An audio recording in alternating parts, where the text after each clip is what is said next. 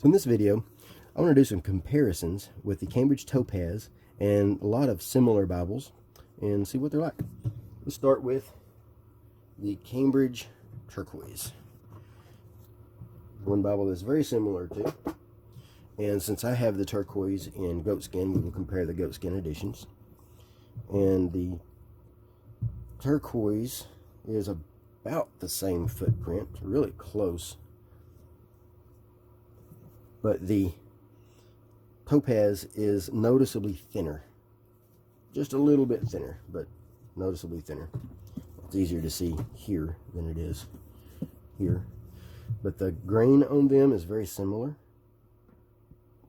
I would say the grain on the topaz is a little bit more pebbly, a little deeper, a little bit more pronounced. And then they have the same ribs, same ribbons, same paper. And then here is our fonts. Topaz is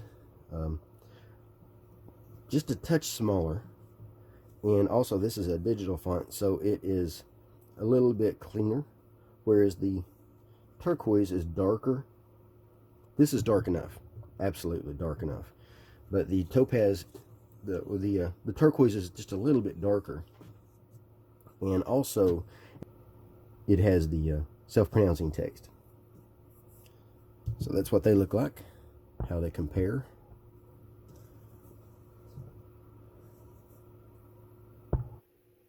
Same paper and materials.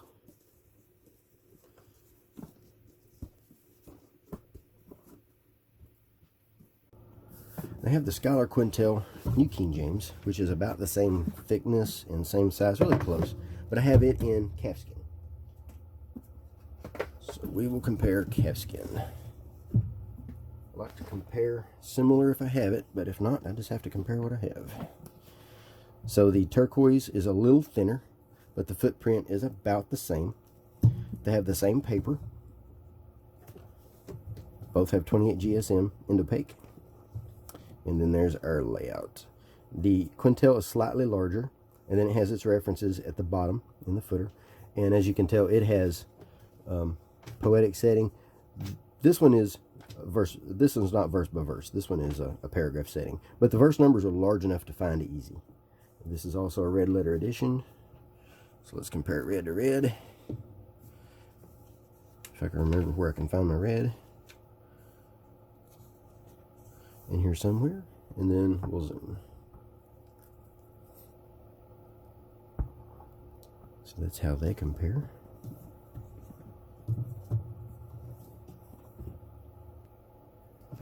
And here is the Omega in goatskin. So let's take a look at this one. The Omega also, it's an ESV, but it is also in paragraph. So it's a little thinner, same footprint, same paper. At least this edition is.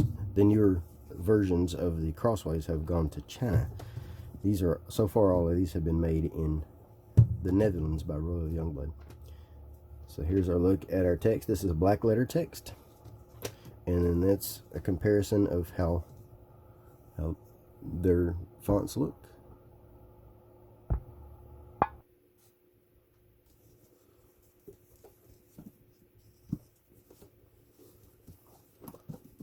Both look really nice. A little bit more pronounced grain on the Cambridge. Another one from Crossway is the ESV verse by verse. So let's take a look at these. And that one we're not going to compare covers because they are different. This is an imitation leather, but they are similar in size. The Crossway is a little bit shorter. Other than that, they're very similar. Crossway is also verse by verse, but it's a little bit smaller font, and it has a few extra features like you can see here the book introductions. A little bit smaller font, but a little bit more white space in the font, a little bit wider because it has the references down here. And that is also a black letter edition, but it's not line matched. Paper is thick. I'm not sure what the GSM of that is, but I would guess it to be 36. has almost an inch margin for notes. Here's how they compare.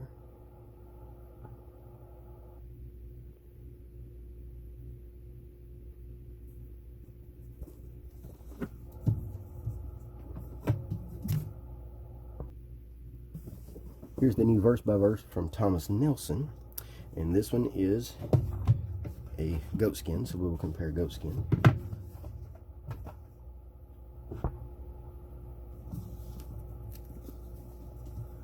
There's the footprint, which is very similar, and the Thomas Nelson is a little bit thicker.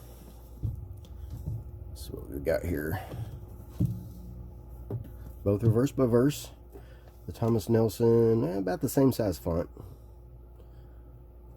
From looking at it from here, it looks about exactly the same.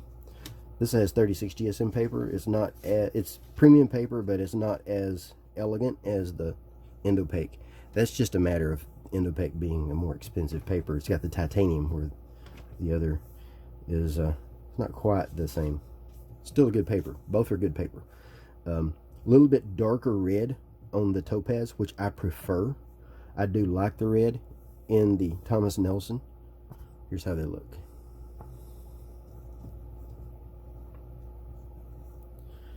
Thomas Nelson being a verse by verse, but also has poetic setting, where the Topaz does not.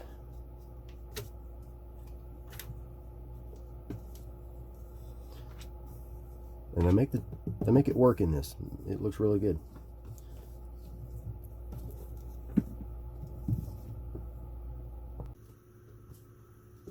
And here's the KJV Preaching Bible from Thomas Nelson. This one is calfskin, so we will compare calfskin. The calfskin on the Preaching Bible has a similar texture, but it's a little bit softer, to the touch. The grain is close, but a little different. You can tell the difference. Topaz is slightly taller, and the KJV Preaching Bible is slightly thicker. The Preaching Bible has 36 GSM paper versus the 28 GSM in the Topaz. Psalms is also verse by verse in both of them. Neither have a poetic setting, and that's how they look.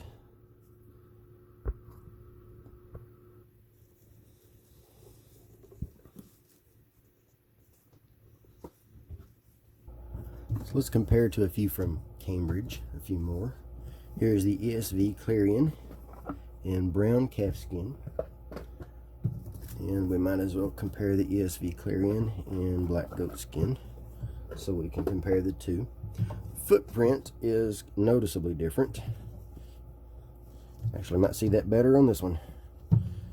Noticeably different on that footprint. Huge difference. But we also have a difference in thickness. The Clarion is quite a bit thicker. And then here's what our grain looks like. The grain on the Topaz is a lot deeper than on the Clarion. The grain on these are pretty close, pretty similar. Same liner. And let's look at our text. I love the Clarion design. That's an easy Bible to hold and read. Not so easy for preaching. If you get used to it, you can preach from it. What I've found that it really is what you get used to. Really is. And then here we have our size difference. 8.75 font versus 10-point font. Here's how they compare. And as you can see, the references look about the same. Footnotes in the Topaz are larger.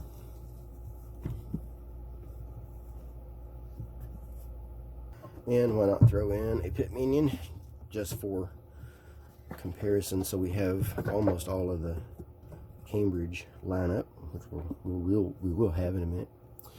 So big difference on the pit minion. So if you're familiar with the pit minion, that's what that looks like. The grain is very similar, but the grain on the Topaz is a little bit more pronounced. This has a leather liner, whereas the pit minion is paste down. Even though it's goatskin, it's still a paste down liner. And then, of course, there's a difference in font. They have the same paper, 28 GSM Indopec, and then font difference is ridiculous.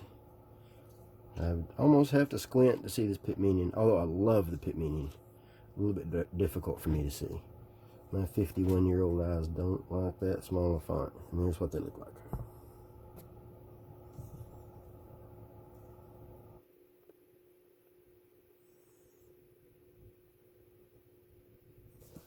There's the Pit Minion.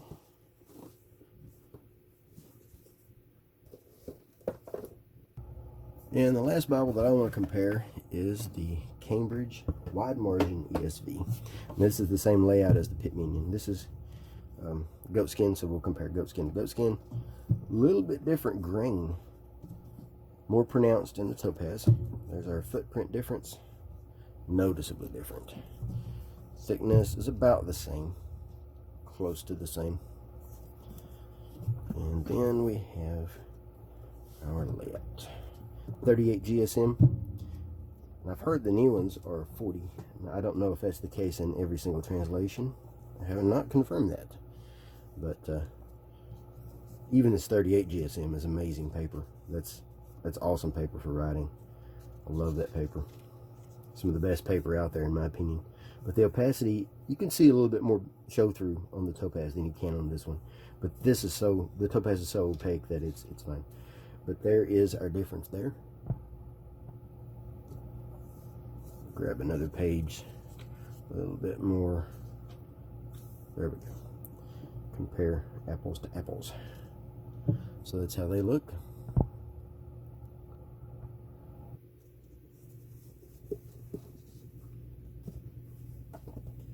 So I like the Topaz. That is a nice design. It's especially good for preaching, study, teaching, following along.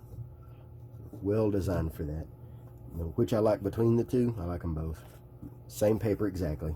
Everything else about them is exactly the same, other than the covers. The cover on the goatskin should outlast the calfskin, because paste down liners are not necessarily something that's going to last you years and years and years and years and years. Should last you a while, a long time actually, a long time. But this one should last you for the rest of your life. Really, it just depends which one you like. I use both. I like both. I typically prefer a Bible that doesn't flop so much, so I'll probably use the paste down more. That's just me. I like the little bit stiffer cover. Just my personal taste.